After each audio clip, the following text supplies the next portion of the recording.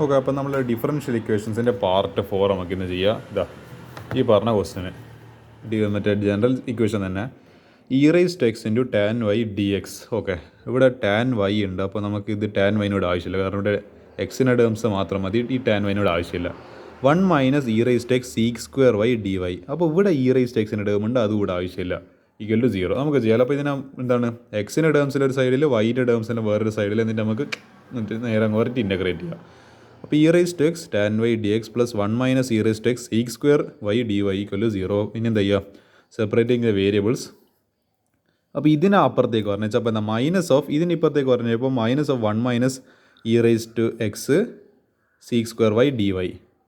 ഇനി എന്ത് ചെയ്ത് ഈ പറഞ്ഞ ഈ 1 - e⁻x കാരണം ഇത് എന്താണ്, ഈ പറഞ്ഞ നമ്മൾ എക്സിൻ്റെ ടേം വരുന്നുണ്ട്, ഇതിനെ ഇങ്ങോട്ടേക്ക് പറഞ്ഞു വെച്ചാൽ അപ്പോൾ ഇത് ഡിനോമിനേറ്ററിലാണ്. അപ്പോൾ e⁻x ഡിവൈഡഡ് ബൈ e⁻x, അതായത് ഇതെന്ത് ചെയ്ത് ഈ -യിലേക്ക് സ്പ്ലിറ്റ് ചെയ്യുന്ന അല്ല ഡിസ്ട്രിബ്യൂട്ട് ചെയ്യുന്ന സമയത്ത് -1 - -1 -e⁻x പ്ലസ് e⁻x. അപ്പോൾ ഇത് തിരിച്ച് എഴുതി കഴിഞ്ഞാൽ e⁻x -1. അപ്പോൾ e⁻x -1 പിന്നെ ഇവിടെ dx ഉണ്ട്, പിന്നെ മുകളിൽ ഒരു e⁻x ഉണ്ട്.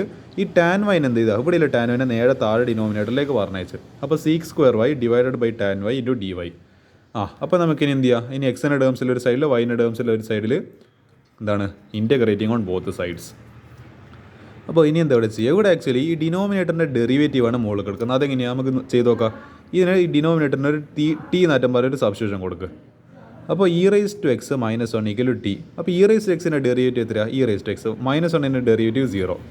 ഈ ടീൻ്റെ ഡെറിവേറ്റീവ് dt/dx. നിങ്ങൾ ആലോചിച്ച് നോക്ക്, e⁻x dx ഇതെല്ലാം ആക്ച്വലി നമ്മൾ ഈ dt എന്ന് പറയുന്നത് നിങ്ങൾ കുറേ ഇൻ്റഗ്രേഷനൊക്കെ പഠിച്ചതാണ്. അപ്പോൾ എന്താണ്, അപ്പോൾ ഞാൻ എക്സ്ട്രേറ്റ് ഒന്നും പറയേണ്ട ആവശ്യമില്ല, ഇത് കാണുമ്പോൾ തന്നെ ഒബ്സർവേഷൻ തന്നെ മനസ്സിലാവും e⁻x dx. അപ്പോൾ അത് dt. അപ്പോൾ നിങ്ങൾ ആലോചിച്ച് നോക്കുക, എനിക്ക് ഇവിടെ തന്നെ കാണുന്നുണ്ട് ഇത് ഇൻ്റഗ്രൽ dt/by ഈ സാധനം t. അപ്പോൾ ഇത് എന്തായാലും ഒരു log t എന്ന ഫോർമാറ്റിൽ വരും.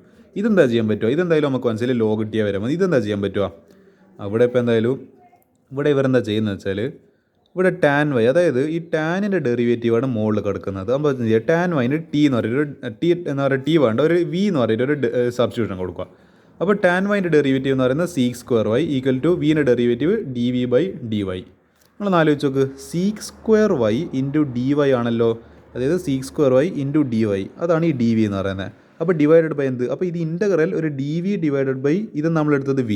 അപ്പോൾ ഇതൊരു എന്താണ് ലോഗ് വരും, ഇതൊരു ലോഗ് വരും.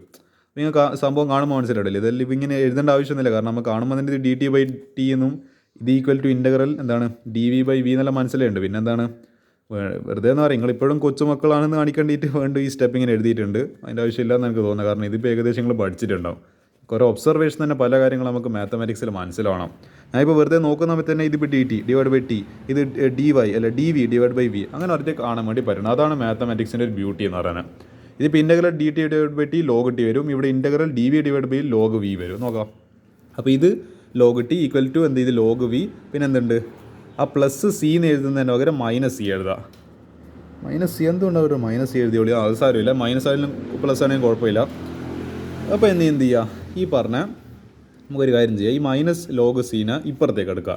അപ്പോൾ എന്ത് വരും, log t പിന്നെ എന്തുണ്ട്, ഇത് -c ഇപ്പുറത്തേക്ക് വരുമ്പോൾ പ്ലസ് എന്താണ് log ഈ പറഞ്ഞ c.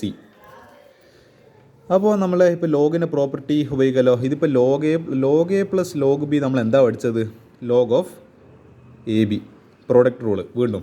അപ്പോൾ എന്താ c × അപ്പോൾ എന്താ ഈ log t + log c എന്നുള്ളത് log of എന്താണ് c × t.